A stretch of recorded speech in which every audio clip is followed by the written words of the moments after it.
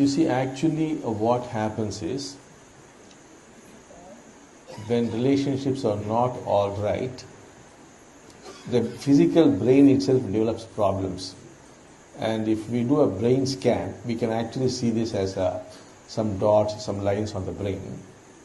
And when relationships are healed, you'll find these marks disappear from the physical brain. Now, the brain is so designed that it should be able to transmit signals to other brains and receive signals. Once that happens, the grace starts pouring into you, and if the grace is pouring into you, there cannot be problems. Now, what happens is, if the relationship is not all right, the grace is not able to help you.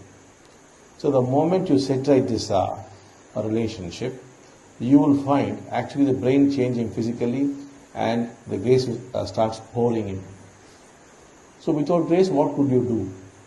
For all your problems, not only are these relationships creating problems, they're also preventing you from receiving grace. For example, you can actually experiment and see, if you have a very bad relationship with your father and you're hurting very badly, sooner or later you would develop financial problems. Try as you might, it is very difficult to get over these problems. But just somehow seek your father's forgiveness, you will find that sometimes in 15 days the problem will start disappearing. It is really done. Now, we have done this for a number of people who own big companies, big millionaires who run huge companies.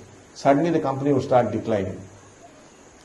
And then the CEO of the company would come running. The father would be the actual owner, the son would be the CEO or something.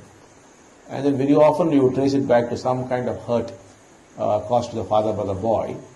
And then when the boy is convinced and he goes back and does a father puja, some seva, apologizes and helps out his father, the company again picks up. So whatever is being spoken to you is based on solid evidence. Now things are so bad, relationships are deteriorating, and we also know that when relationships deteriorate beyond a point, you get floods, you get drought, you get the tsunami, you get the earthquake. That also we are well aware. So all things are connected like it, and they ultimately go to relationship. So when we speak about it more like a science. It's not some kind of a philosophy that we are speaking, no. It's a science to us. You can experiment it and see. You can try it out.